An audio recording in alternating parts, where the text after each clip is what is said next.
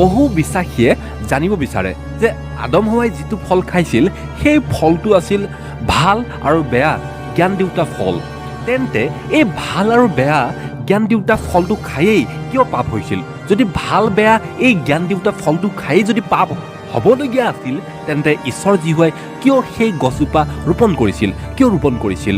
আৰু এই ফলটো খায়েই পৃথিৱীৰ আটাইতকৈ ডাঙৰ ভুল হৈ গ'ল। পৃথিৱীৰ আটাইতকৈ ডাঙৰ কেনেকৈ পাপ হ'ল? এইটোৱে আছিল পৃথিৱীৰ আটাইতকৈ ডাঙৰ পাপ, যাক আমি কওঁ অৰিজিন চিন বুলি কওঁ, যাক আমি অসমীয়াত মূল পাপ বুলি কওঁ, যাক আমি উৎপত্তি পাপ বুলি কওঁ। তেন্তে এই উৎপত্তি পাপ, পৃথিৱীৰ আটাইতকৈ ডাঙৰ পাপ মানে কি বা কিয় হ'ল, কেনেকৈ হ'ল? আহক আমি জানো। বহুতো বিশ্বাসীয়ে কি ভাবে যে যিটো গছৰ ফল খাবলৈ নিষেধ কৰিছিলে সেই গছজোপাই আছিলে পাপৰে পৰিপূৰ্ণ এজোপা গছ, পাপময় গছ, চিনফুল ট্ৰী বুলি বহুতে ভাবে। অৱশ্যে তেনেকুৱা নহয়।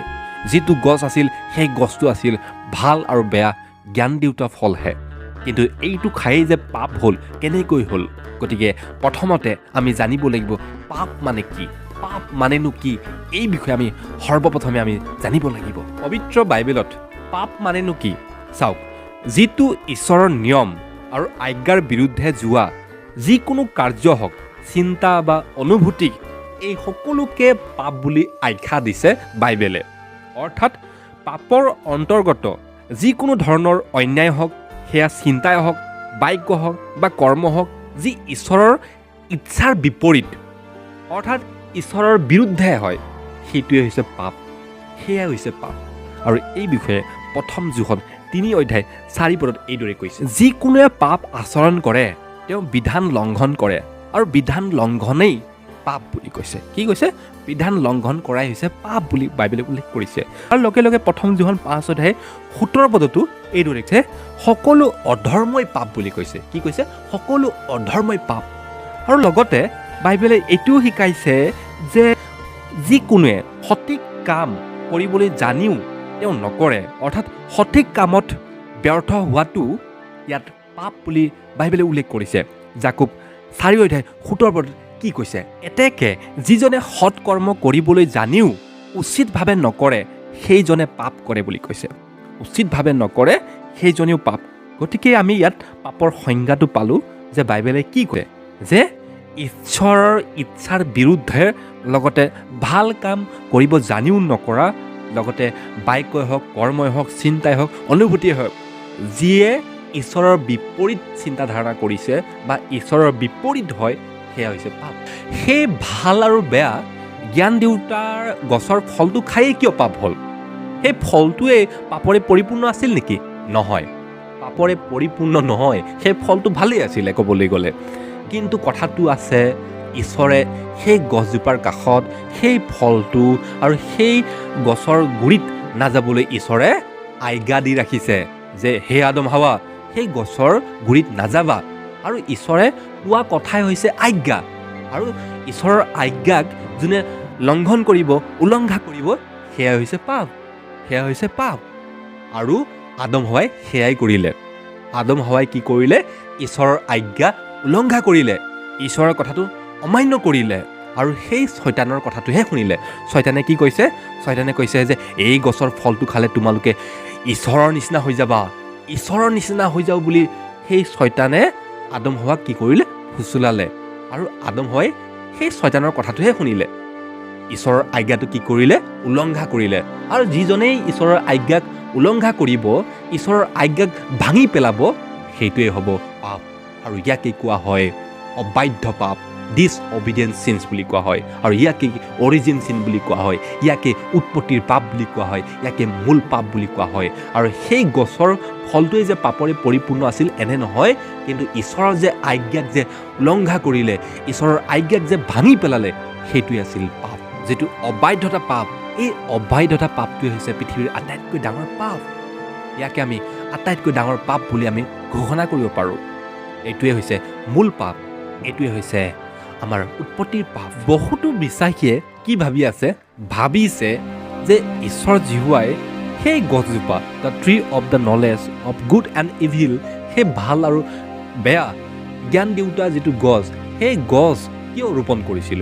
সেই গছজোপা ৰোপণ কৰিয়েইতো পাপ উৎপন্ন হৈছে। সেই গছজোপা ৰোপণ নকৰাহেঁতেন চাগে পাপ নহ'লে হয়, বহুতেই ভাবিছে। তেন্তে কিয় ঈশ্বৰ জীৱাই সেই গছজোপা ৰোপণ কৰিছিল? চাওক, ইয়াত এটা ডাঙৰ কথা আছে, আৰু সেই কথাটোৱেই হৈছে ঈশ্বৰ জীৱাই আমাক ৰবট বনোৱা নাই। আমাক ৰবট তেওঁ বনোৱা নাই। তেওঁ আমাক নিয়ন্ত্ৰণ নকৰে, আমাক কণ্ট্ৰল নকৰে। তেওঁ আমাক ফ্ৰী চইচ দিছে, আমাক ফ্ৰীডম দিছে, আমাক স্বাধীনতা দিছে, আমাক ফ্ৰী উইল দিছে, আমাক মুক্ত ইচ্ছা শক্তি দিছে।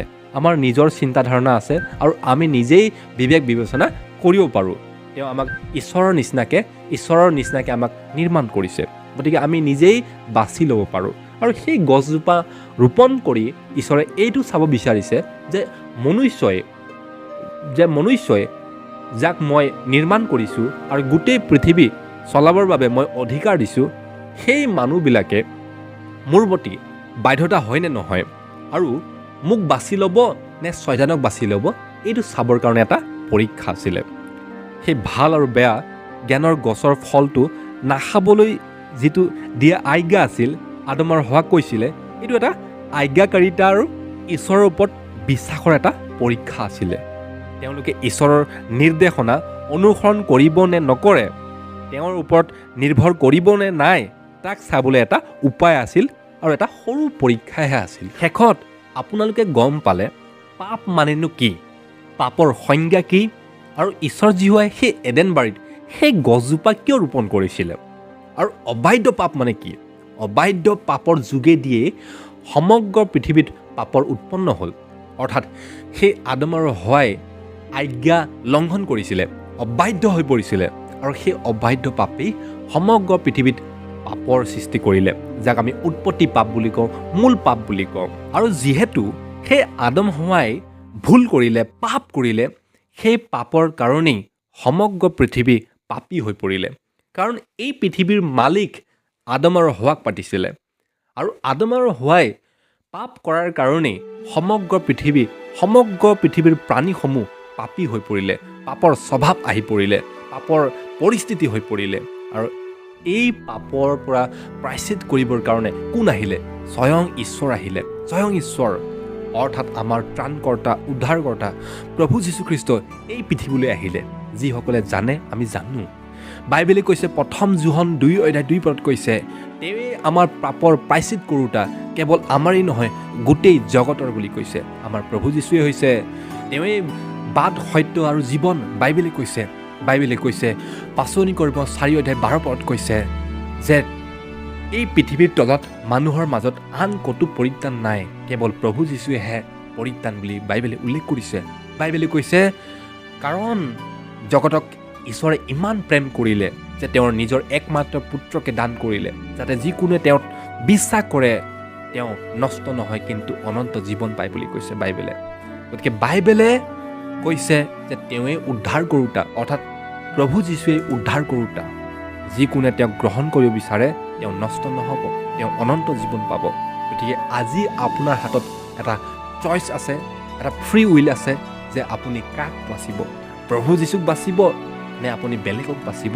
এয়া আপোনাৰ সিদ্ধান্ত, কাৰণ আপোনাক ঈশ্বৰে ফ্ৰী উইল দিছে।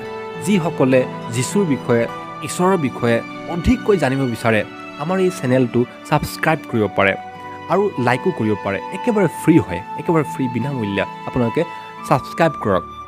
আৰু যিসকলে আমাৰ এই পৰিচৰ্যা ভাল পায় তেওঁলোকে আমাক ডনেট কৰিব পাৰে। আমাৰ এই পৰিচৰ্যাত আমাৰ সহায়ৰ হাত আগবঢ়াব পাৰে। যিসকলে সহায়ৰ হাত আগবঢ়াব, ডনেট কৰিব, তেওঁলোকক ঈশ্বৰে বহু আশীৰ্বাদ কৰক, তাৰেই প্ৰাৰ্থনা।